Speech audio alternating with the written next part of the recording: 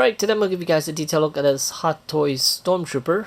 Actually, it's a Shock Trooper from the video game Battlefront 1 or 2, I'm not even sure.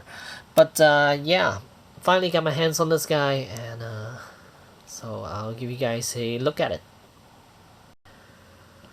Alright, so here we have Shock Trooper outside the packaging. And let's go over the accessories.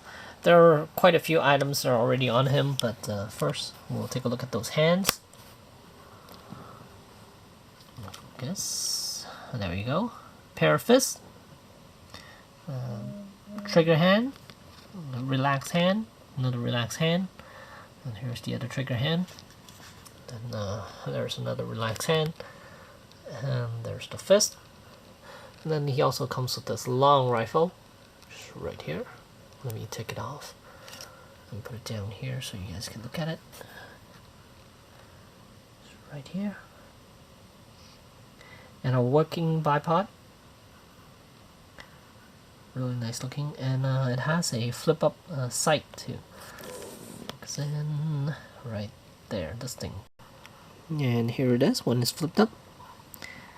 And there's the bipod. Rotate this weapon around.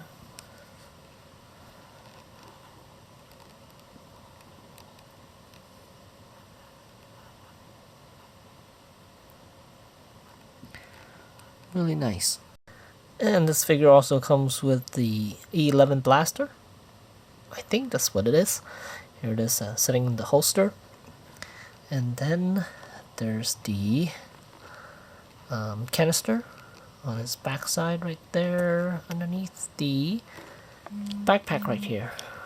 Focus. There we go. There's the backpack. Rotate him around a little bit so you guys can get an idea what the backpack looks like. It's kind of plain. I don't think it's as detailed as the Sandtrooper backpack.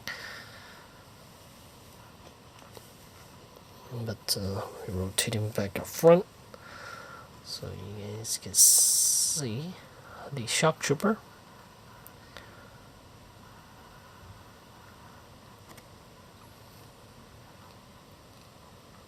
And comes with a base. That's the name plaque of Shock Trooper on it. And it's got sand on the base. And let's get a close-up look at the armor. It's just your regular Stormtrooper armor, but it's painted with red all over it. And some of the paint job is not as impressive as the prototype, especially around the chest area right here, that red line.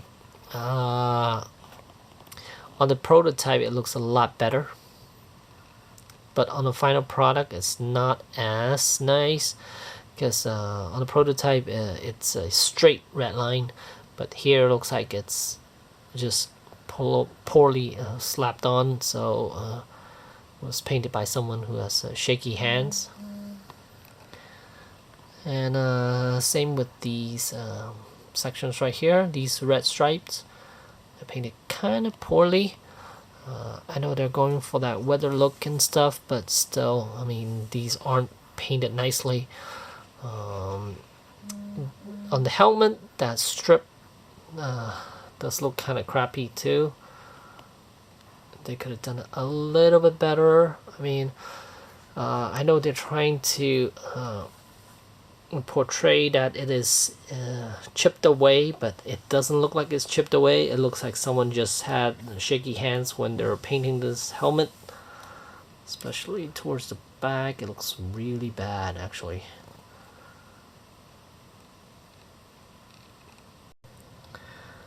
And further down we have the shoulder pads. Those are nicely painted. Has that chipped away effect on it. And then the bicep section, this piece looks like it's painted by someone who has shaky hands again. And then the forearm section only has a little red dot right there. Same with the other side. And then as for the belt, it's done nicely. It's got those weathering effects, which I really like. And then here on the armor itself, you can see some really nice weathering effect.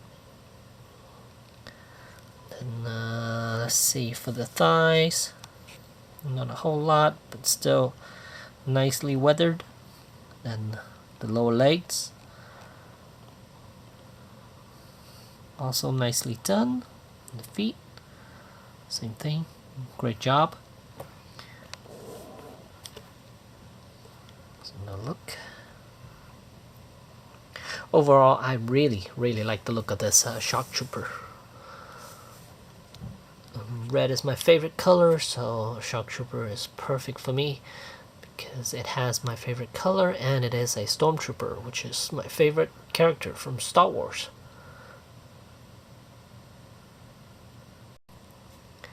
And here he is, holding on to a weapon with both hands.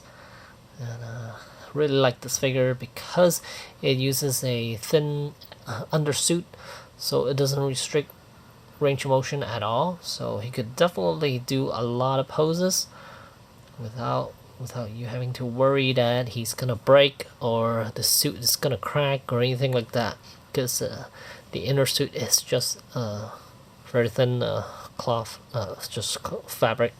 So I mean, cotton, I think it's just cotton fabric, so I mean, you're not gonna have any issues with it whatsoever. There he is, holding on to the weapon. And you could even get his arms raised up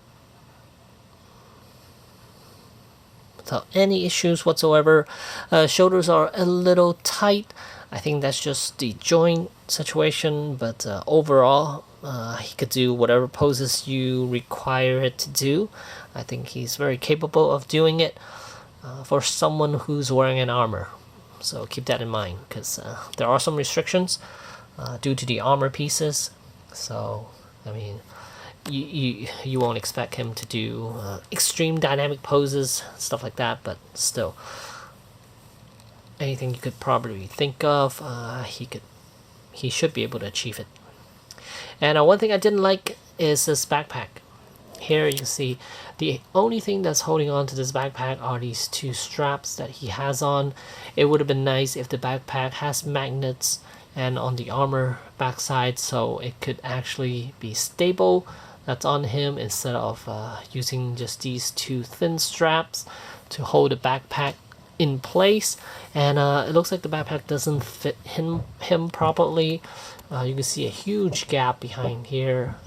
It would have been nice if they were kind of vacuum formed the way that the back logo actually fits right into the back of the backpack, but it doesn't.